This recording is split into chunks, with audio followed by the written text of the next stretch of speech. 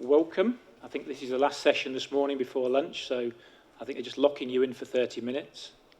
I'll just get my water. And thanks for coming along. This kind of public speaking thing tends to work better when there's people here. Saves me thinking I'm talking to myself entirely. So I'm Peter Gold, and I work for a company called Cornerstone. And I work in their thought leadership and advisory services team. And what that basically means is I get paid to do research. I then get paid to find things out and then come and share my thoughts with all of you today. Now, very often people think they're going to come to some of these talks and get all of the answers.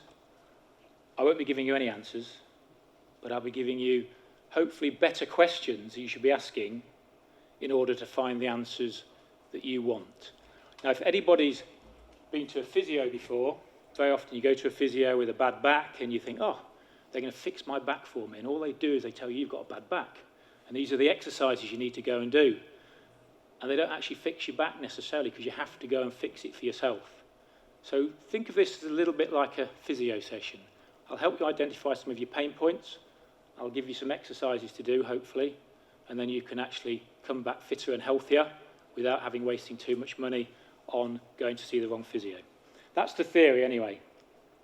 So before I go into internal mobility, which is what we're talking about today, just a quick introduction as to who Cornerstone are, seeing as how they're paying for me to be here. So as you can see, Cornerstone, rather large organisation, global HCM vendor. We started in learning just over 20 years ago. And I'm not telling you that to try and impress you that we're big and global, but more to impress upon you that because we started in learning, we have a lot of information about employees within the organisation, and it's how we use that data from an internal mobility point of view to actually give internal candidates a far better experience than we give external candidates. Because at the moment, in most scenarios, the internal hire is at a disadvantage compared to the external hire. And I'll explain why. But going back to Cornerstone, so we're a global HCM vendor. We cover 4 key areas: learning, performance, recruiting, and HR. And obviously, today we're talking about part of recruiting. Just give you a quick overview of our product. So we have 4 key things just to highlight, really. We have real-time integration with LinkedIn Recruiter Systems Connect. So no more cutting and pasting data, real-time information flow between the 2 systems. We have unlimited career site platforms, so literally our clients can build mobile-friendly career sites, even down to a specific campaign basis themselves. They don't need us to do that for them, and we don't charge extra for that. Fully integrated onboarding platform, but the most important thing, which is what we're going to be talking about today, is the Internal Mobility Career Centre.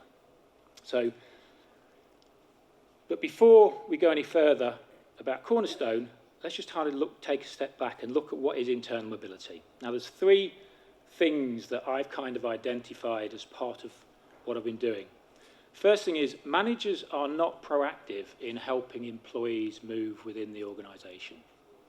That could be because they don't want to have to keep on building the team, or it might be they feel affronted that anybody wants to leave their team. But either way, as a manager, if you've built your team, if people are constantly leaving, that's hard work. So managers aren't always proactive. As a result of this, employees are often nervous to ask, should I actually look for a new job? Should I ask my manager, can I apply for a new job? And finally, let's start as we mean to go on. Companies take the piss, don't they? They sometimes, or very often, an internal hire, first of all, they won't necessarily get the salary increase they thought they were going to get because of an internal employee. They may have to wait until they can take their new job because they need to backfill their own position. Whereas if they were leaving, they'd give their 30 days notice and they'd be gone into their new job. And the thing is, people want to move to progress their career, and they want to progress their career very often to earn more money.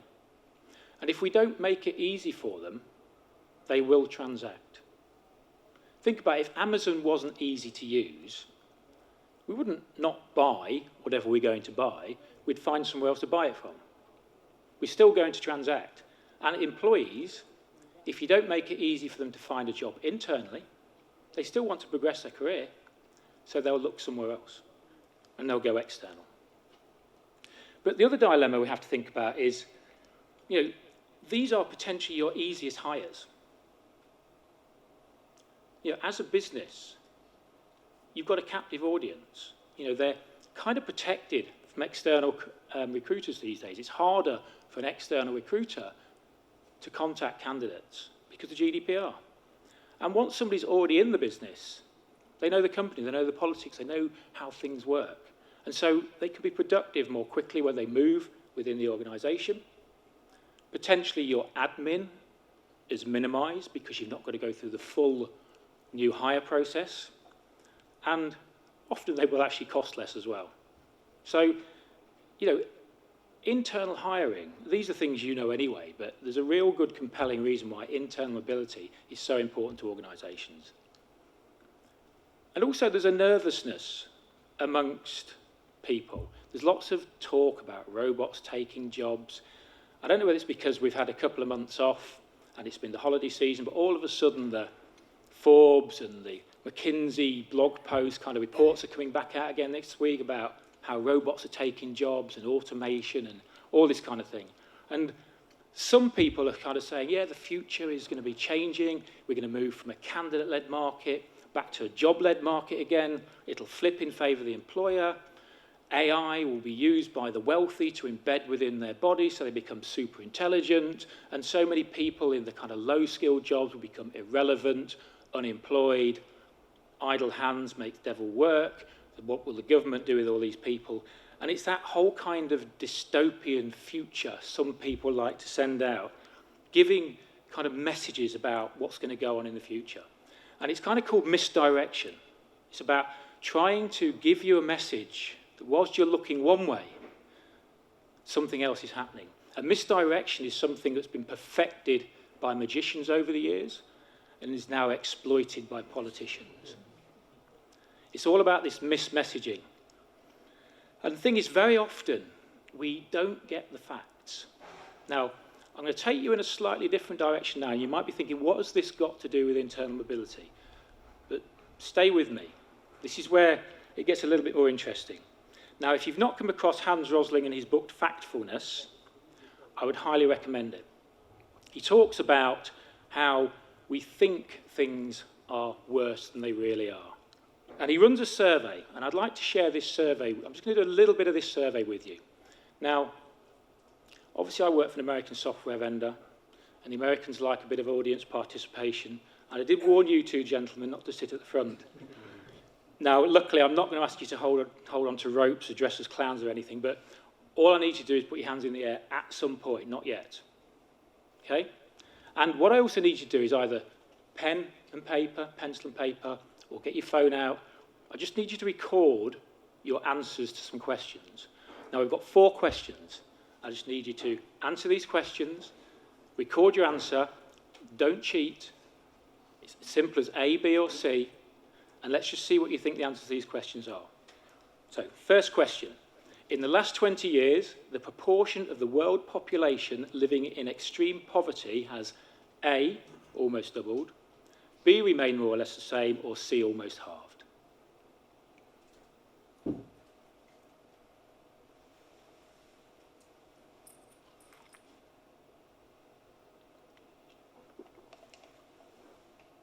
Okay, question 2. How did the number of deaths per year from natural disasters change over the last 100 years? Was it A, more than doubled, B, remained about the same, or C, decreased to less than half? There's no trick questions here. A, B, or C. Question 3, we're halfway through. How many of the world's 1-year-old children have been vaccinated against disease? A, 20%, B, 50%, or C, 80%?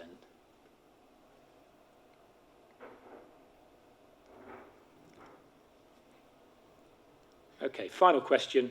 In all low-income countries across the world today, how many girls finish primary school? A, 20%, B, 40%, or C, 60%?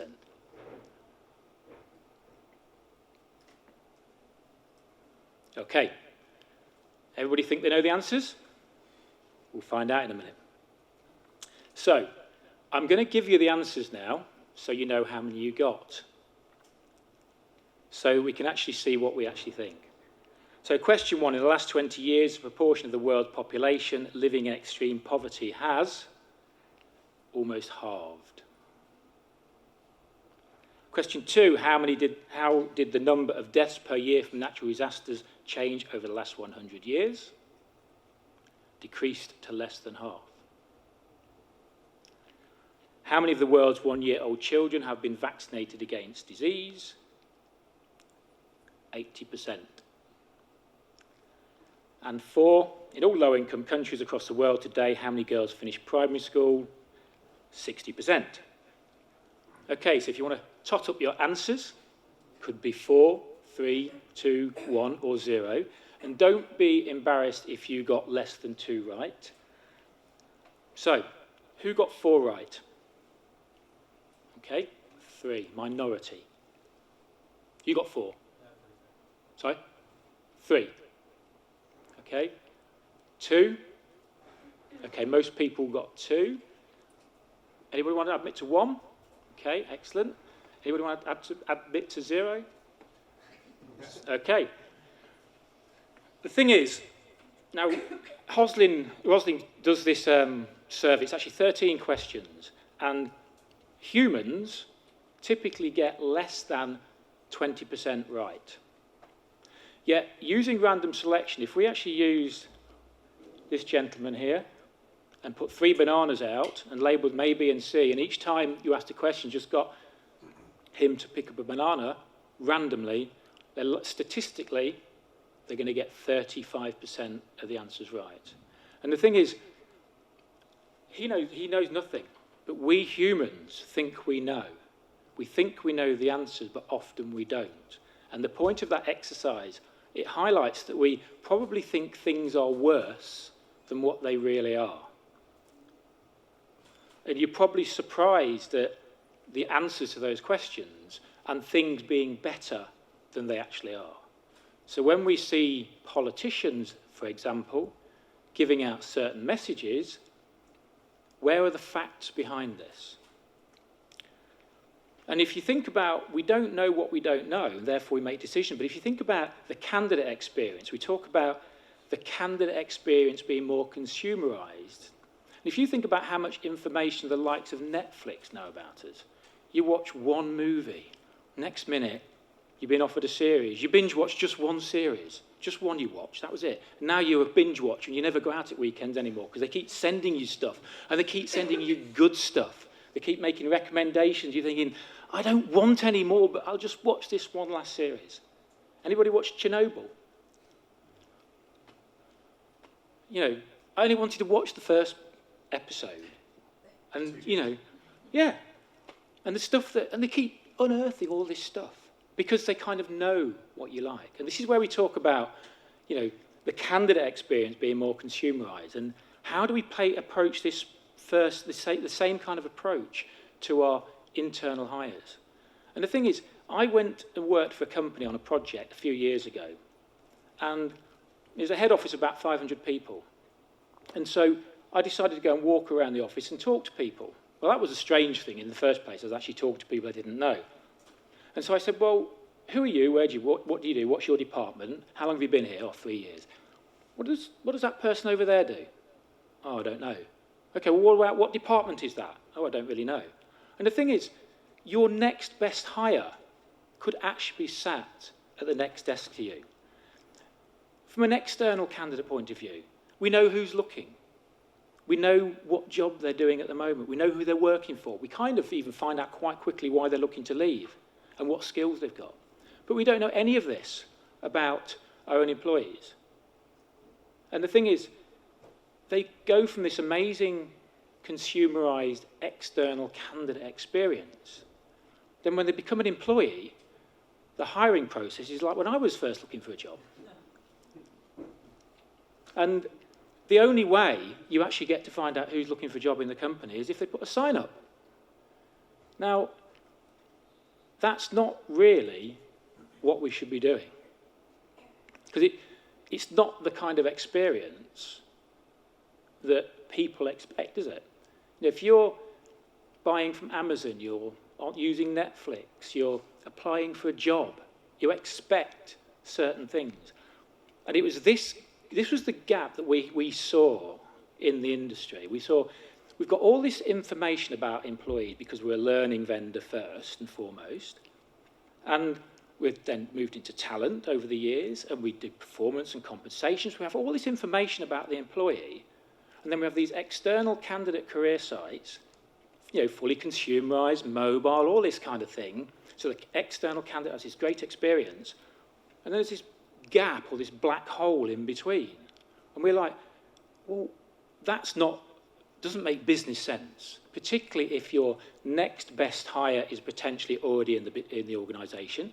And also, if you know all this information about people, or technically know it, but you're not using it, where's the common sense there? And very often, if people are going to look to progress their career, to earn more money, if you don't make it easy for them, guess what? They're going to leave. So I don't need you to get too involved in this survey, but I think if I ask now, is internal mobility important, most people would say yes. Anybody that says no, I've got to say, why are you here?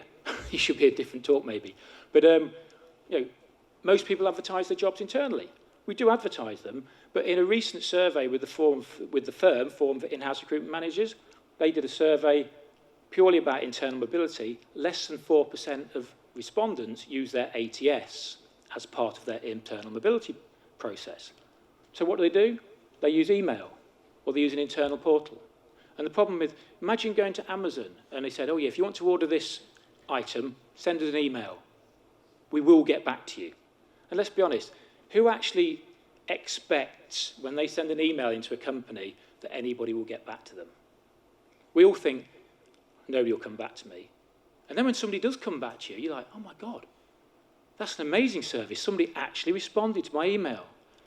But if that's our consumer expectation of sending an email, guess what? If somebody has to apply for a job internally via an email process, they probably don't have a high expectation. And there's also a good chance that they probably don't get much of a response anyway. So again, the external candidate has a far greater advantage. So how do we plug this gap? I'm just going to show you some brief screenshots of what we have. This is our internal career centre. This is Cornerstone's internal career centre. And I'm showing this to you really to show you what's kind of possible and what's happening these days. So obviously, you go, well, that just looks like an external career site. Of course it does, because that's where we're starting from. But we actually know who you are, a bit like Netflix. And we know what kind of jobs you're interested in, because we've been stalking you, because that's what systems do today.